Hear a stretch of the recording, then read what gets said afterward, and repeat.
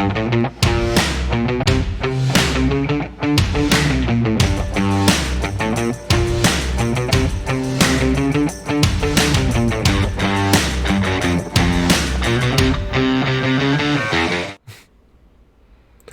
hello, welcome to the Dungeoneers of Depravity. I'm here with my two wonderful co-hosts for this recap-orama.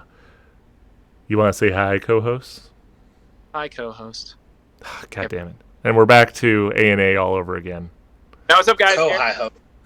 My gorgeous and fantastic day because my daughter injured her neck and is playing up every little bit of it that she can, so my wife is... Your child is trying to kill themselves. That's what I've decided. That is all kids do. Legitimately making her eat broccoli like 20 minutes ago. It's 2.5 hours. She wished that we all died. She is 7 years old. She's like, I'd rather be dead and I wouldn't do this. Yeah, Daddy doesn't have feelings anymore. Go ahead and eat your broccoli. You can't hurt me. I'm already dead. Oh my god. That's your daughter is more metal than I would say 70% of the current metal bands in existence right now. It's just drama. It's just raising girls, and like my wife's entire family is just nothing but drama. So I don't know what I expected. Well, what I expect is to discuss what we have gone over this last episode. That's not a safe and drop. Well, to do a flashback of what actually happened, so we continued the fight. People were actually being helpful this fight. I was very surprised with your dice rolls. You guys were actually hurting things pretty significantly, too. Like, complete wash of the original start of the battle where everyone's like, well, I'm missing, and I'm missing again. And palm striking the ship. This is cool, guys, too. Critical, blow a wing off, arm goes, this thing collapses in on itself, just massacre. You're talking about the session where we started the fight. I was doing bomb digging. You actually did really well. You were beating things. That stun you pulled, like you did a fantastic job. Everyone else is just like, I'm gonna whiff my way through this. Yeah, I want to give you guys all whiffle bats with how much whiff. It was like a pink light show with Palantir. He's just launching them. Cream. It's like a sale at Walmart for Palantir. Wacky waving inflatable armed warlock. Wacky waving inflatable arm flailing tube man. Wacky waving inflatable arm flailing tube man. Hi, I'm Palantir. My patron is the wacky waving inflatable arm tube man. That is where I get my power. He's literally just like, every time he does hit something, they're just like, yeah, stop it. Dude, no, that's gonna be a patron. I'm doing that as a whole new patron. He's an octopus. My favorite moment from this past session has to be Fleck obliterating that one dude so hard that where it exploded midair. Fucking Ip Man'd him down. Oh. Punching the deck. I don't know. I like the launch attack where he like beat the thing to death before it left the ship, and he's just like, bye. Yeah, it was overall like there were a lot of high points as far as combat was concerned. Like, because when you guys killed things, it wasn't, oh well, it barely died. Like it took two. No, it was taking like, oh well, it took 15 HP over its normal threshold. It took, I think, it died twice. I want to say the one that you killed, Fleck, was like that was what it was. It was down to like 5 HP, and you're like, and there's 15 damage, and there's 17 damage, and there's another 12 damage. I'm like, and that's why when you roll, like when you started saying, oh, let me roll the damage, I just looked at you and I was like, no, just how are you killing this thing? Because in my head I was like, wait, he's got a +5 to his damage, and then he's got a +1 he's going to do minimum 7 damage per strike, and this thing's down to like 4 8. It's dead. It's hamburger meat. It's gone. Dead. It's just dead. You're not even putting it out of its misery. You're putting its misery out of misery. That's how dead this thing is. Wouldn't be hamburger meat. It would be one of those Beyond Burgers because it was made of fire. That's true. Hey, those are pretty good actually. Don't diss on the Beyond Burgers. Those are. I'm just saying that these Drakes were made of Beyond Burger. So that being said, after our party mutilated these things, and I guess they were just feeling some serious God mode powers, you guys discovered that there is a reason why I titled this episode "It Escaped." Because it did indeed. Now we have an eyeball running around. While we're on this topic, who the fuck gave it our names? No one. That's the bad part. You'll figure it out eventually, or you won't, and you'll just sit there wondering, like, what happened? What is this? Likely. That is the likely scenario. We are always just like scrambling and floundering in the dark in the middle of the ocean, just like, what's going on? Well, I mean, let's be real here. Part of the reason why Shark that comes our way.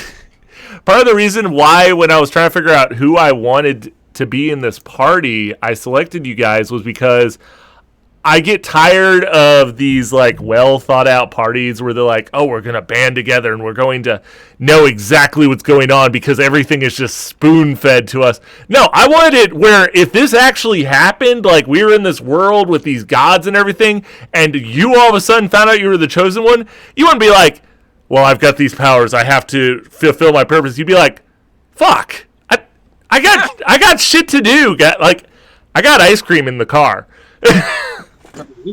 Can we wrap this up? No. Can we wrap this up? I ordered El Nopal like an hour ago, and I need to go pick. Guys, Safeway has my grocery drop off. I can't just bail on that. Yeah, well, especially when you guys told me what your characters' backgrounds are, like, before we started this whole endeavor, I was like, oh, this is going to be great, because Palicier, he's just going to want nothing to do with this, and he's going to be like, I don't have a choice now. Fleck's going to just be happy-go-lucky and be like, oh, this is neat. And Null's going to be like, but I just want to... Does it want to hug? No. Does it want to kill me? Okay, hit it. Does Fleck actually have a flow chart of how he interacts with things? Can I hug it? Like, no. Does it want to hurt me? Cool. No. Want to hurt me? Yes. Can I hug it still? Absolutely not. All right, hit it. Like, how many steps can I convince it to hug? Can I hug against Bills? All right, then punch. Yeah, and then we had of course, the newest dynamic of Rose, played by your wife, Eric, Danny, who's got this. She's very happy and likes to meet people, but she's like this weird mid ground between Palicier's just apathetic nature and his attitude about everything, and Fleck's just wholeheartedly, I love everything, and the world is a wonderful place. It is really interesting because she is also very aggressive. Yes. She is super aggressive, and if anybody tries to break up the happy, she's like, all right, so kill him with fire? And we're just like... Yeah. I'm going to force the happy. Yeah, no, because, like, that's a good point, because Fleck is just like, hey, he's trying to mediate and be like, can we, here, have a pint. It'll be great. Everybody just hug. Null just rubs his temples and goes, hug everyone or die. He just sits there and watches, like, I want to see what happens, and then I'll give my 2 cents. Rose is like, you're gonna, mandatory fun! You're having mandatory fun! Oh, God, she's an Air Force colonel. Oh, no. Yep. Everybody is going to be resilient, or we are going to have briefings on it until you are. I mean, I'll kill us all right now. She's a cleric, man. Like, you're talking about, short of a paladin, she is the most religious zealot out of the group. So, kind of makes sense a little bit. I'm actually kind of surprised she doesn't have pamphlets for Salune and is just going to these villagers and be like, here you go. You should learn the makings of my moon maid. And it's like, She hit somebody in the face with a moon. Oh, God. I was so happy you brought that up because I was literally going, when you said spiritual weapon, I was like, if she doesn't realize this, I'm going to come up with my own thing it turns into, and it's going to be, I was like, it's got to be something like a moon or something. Then she said it, I went, yes! Yes! God damn it, Moon. God damn it, Moon. No, you know what it is? Because it's this glowing ball hitting she's what is it? Spirit Ball from Dragon Ball Z with Yamcha. Quack. I forgot that was it's been so long to watch like the first couple seasons of Dragon Ball Z. It's true. God, the quality, especially with like the animation and stuff, was so much worse than it got later. And you can see it through season to season. That's what's funny about it. It's hard to go back to seeing Vegeta as like a 3-foot tall midget man. Oh yeah, that's true. He was like significantly shorter than. He was like Krillin in his hair. Well, that's what was so weird is like you set Krillin beside him, and he was so much taller than Krillin. But then you set Goku, and Goku's just towering over both of them like sup. Well, up Goku's height like 5'7" or something stupid. You're like, are these children? He's fighting children. Goku is fighting children. Oh god, no! It's Dragon Ball Z is just a bunch of like middle grade schoolers that are just playing in the backyard, and Goku is the one kid that got held back a grade. Seriously, like because everybody gets held back in 3rd grade, right? I went online at one point, characters' heights, and I was like, Nappa's only like an inch taller than I am. He looks like a giant, and he's just like, I could fucking fight Nappa. Just like his regular American height, and just buff. Yeah. So he's essentially Hulk Hogan. Yeah. Oh god, he is. Well, now that we've gone down this whole rabbit hole of a train wreck we've got going on, so they discovered the thing was alive. Aaron, I gotta say, I was when you figured it out and you're like, it killed Kip, you were so pissed. I said, Dargo! Dargo! I'm trying to study it. No, murder it. But it knows our names. I want to know how it knows our murder it with fire. Kill it anyway. Dargo, Black Eye's lightsaber shows up. Well, I don't get any work. Below decks. And then I almost got fucking linebacker tackled by the cleric. So aggressive. In full play. I'm not gonna lie, like, your wife plays the most aggro cleric I have ever played with, or seen for that matter. Kind of a lot. Sometimes clerics hit hard, dude. The cleric who forgets she can heal things. She's like, I want to smash it. Like, maybe you want to do your you can job. keep us alive. No, I want to hit soon. Like, No, I want to kill it. yeah, she's only ever played a rogue before, and it was assassin rogue. So she's used to being able to ultra murder, and now she's going to the opposite of that. No, you need Opposite. I need you to. You got spells. You have spells. Like, yeah, there are too many of those. I'm gonna hit it with a stick. I like how you're both sitting there like, I know you, and like I can literally see you holding her spell book and just going, wasn't that page? What was it? Article C by subsection Y.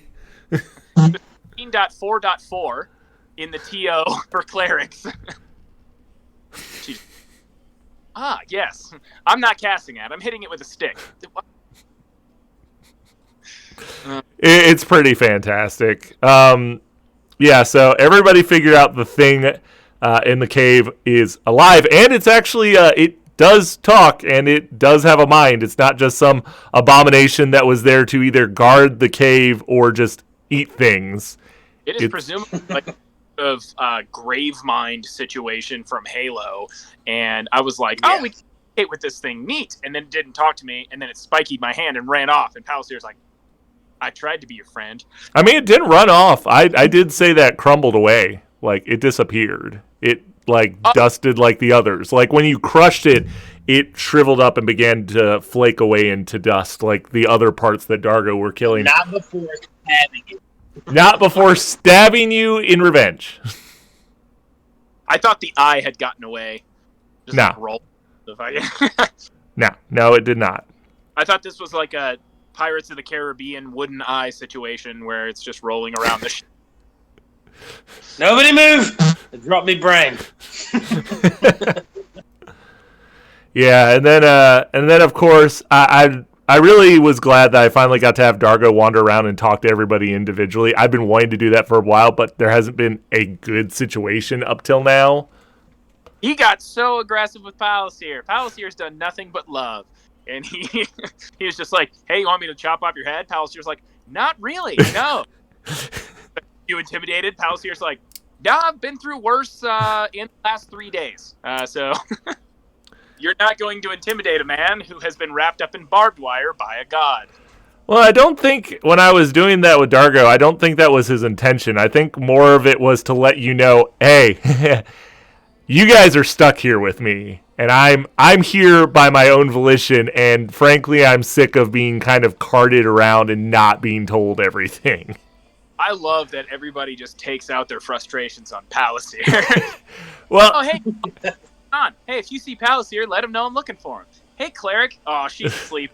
For B. Hey, Palliser, you want to fucking die? What the fuck are you doing?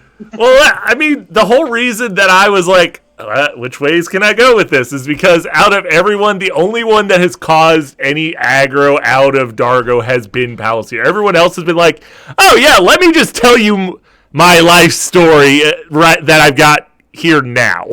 Yes, because everyone else is an idiot.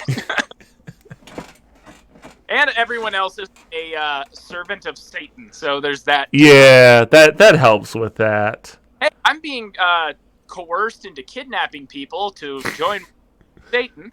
I'm going to go around telling everyone that. Yeah, and speaking of that, I am really looking forward to next week and this whole sit down, because it's going to be interesting. I'm excited for role play. This is going to get really interesting because, number one, we haven't had like a real role play in a while, and number two, because I'm really curious how everyone's going to react to certain things and who all is going to tell the truth on things, because I feel like some people are going to keep some things to themselves. That is Palliser's. I'm not telling y'all shit. But at this point, he's just like, all right, I've been threatened. We have some sort of tentacle monster that turns into dragons coming after us, so that's good. You know what? I'm gonna come pretty much as clean as I can. They want to, God, fuck them. I am on the shit list of so many celestial beings. Mm-hmm. Yeah. Dargo wants to cut my head off. Sweat keeps torturing me with the mechanical bug. By the way, love that. The way that I fully expected, Aaron, when you were playing Fleck for Fleck to get a little agitated, and instead he's like, hold on. I've got a much better plan. It was a great. Don't play. He doesn't like harder than he is. I'm trying to play it as Fleck, because I get agitated. I'm like, you motherfucker. I keep forgetting, but I try to like when you picked up the eye, I was pissed. I was like, no, bitch, no! But Fleck doesn't do that because he didn't see it, and he's like, fuck it, whatever. Fleck is a lot more easygoing. I have piercing on my hand. Fucking metal. Yeah, fucking metal. Yeah, no, it's gonna be interesting, and I'm really... after this is when you guys will officially be arriving at Castilian. By the way, I did put a picture of the city up on the Facebook page. So if you guys want to check it out, it is the newest photo on there. I also saw the map you made of the continent in general and noticed that Emfrol is not a gaping black hole. Correct, because this is just one of your... I made it as a map. This is what basically the map you guys have at hand is. That's what all of the maps that I make of the cities, and if there's a village large enough to constitute me making one, or the continents, this will be like your cartography maps that, what is her name has. I can't remember it right now because I'm retarded. We call her Flappy. No, I have her actual name. We call her Kestrel, and I can't remember the other two names. Phileas, and then Altel. Altel is your barbarian. Phileas is the actual Hoofer. She has like this love relationship with Rose because Rose is the only one that hasn't really yelled at her so far, aside from Fleck. Rose, I'm in love with you, and Rose is like, what? I'm just waiting for that like budding romance. Rose awkward as fuck. I mean, I could ship that just for giggle factor, just to see what happens. I don't think Danny would giggle your face. Be a surprise. is. No, actually, I already have, based on the characters that I set up for the city, like the main people that I talked about from Atmos, I already have some ideas that I'm really looking forward to you guys encountering. Like the Merchant Quarter and the Magister's Quarter are they're going to make your lives a little interesting, and I'm really looking forward to seeing what you do with that. Oh boy. Well, hey, I got to drop here in just a couple minutes, but That's fine. It's just a recap episode. This is just to sum things up about what happened. no, I thought last session was fantastic. I really did enjoy the Fweck combat more than any other part of it. I did enjoy the puppet belly flop though. That was fun. Just yeah, no. The things I'm trying to make sure I focus on now, and I've been discussing with some other DMs online, is one, how to do a little bit better for the NPCs, not so much as the story driven, but the randos that you're going to come across just because you're in a busy bar. There's a couple of knights off in the corner with soldiers. There's a bunch of teenagers throwing food at each other and playing cards, things like that. There's an orc. Dude, do you have a Pinterest? I don't think so. If you have a Pinterest, I have like a fucking plethora encyclopedia of like D&D shit that I keep running across that I'm like, some of it I'm like, wow, I really hope Klein never sees this. And then some of it I'm like, wow, I really hope Klein sees this at one point. Wow, you really should send this to me so I can do all of it. Brief. Because like, it's bad. I've written before, back when I was DMing my completely made-up campaign. Mm-hmm. I do, like brief details on each NPC that I made, and if you want to hear more about them, I can send you like a whole detailed list. Yeah. Some of them are a lot of fun, and I think you would enjoy them. Oh yeah, no, I'm always looking for. The problem for me is, the reason I'm trying to focus on getting that down is because with you guys going to such a major metropolitan area, there's gonna be lots of people. And Aaron, you saw the picture of Castiglione, right? Yeah. Yeah. How would you sum up the city and the amount of buildings that you guys can explore? Fucking huge. Yeah, awesome. Dude, I ran so many road maps through that entire area. Oh, and yeah, the parts that are actually named are the only ones you would know about so far. Just like the map of Selenil, I will add stuff as you come across it. Because I do have the map, and I'll just keep updating and uploading the new map with the adjustments you make. So if you find an NPC that we really latch onto because we're like, oh, that's really fun, they'll come back to see it, I'll add their area into the map. That way it'd be like, okay, we're going back to that dude because he had some cool shit for us. Because he bought our bombs. No. He bought the nuke. Yeah, yeah. All right, guys. Well, I got to sign off. Always a pleasure. On that note, then we'll get ready to end this up. And thanks for coming in, everybody that could. I appreciate it. I'm really looking forward to next week because this could either go where it's a short talk, but I have a feeling it's going to be a very long talk, and then it will end the episode most likely with me giving this whole spiel about as you roll up to the city. And I'll text you later, but Friday, October 9th, I will not be joining the session. I've got a camping trip lined up. So, just letting y'all know. So kill Fleck before then. Got it. No, kill Son of a whore. On that note, we're the Dungeoneers of Depravity. Save Fleck campaign 2020. No, he's got to die now. 2020 claims another victim. No, not Fleck. Not Fleck. All right, guys. It was great. Looking forward to Friday. Everyone else, have a good night. Deuces. Later, guys.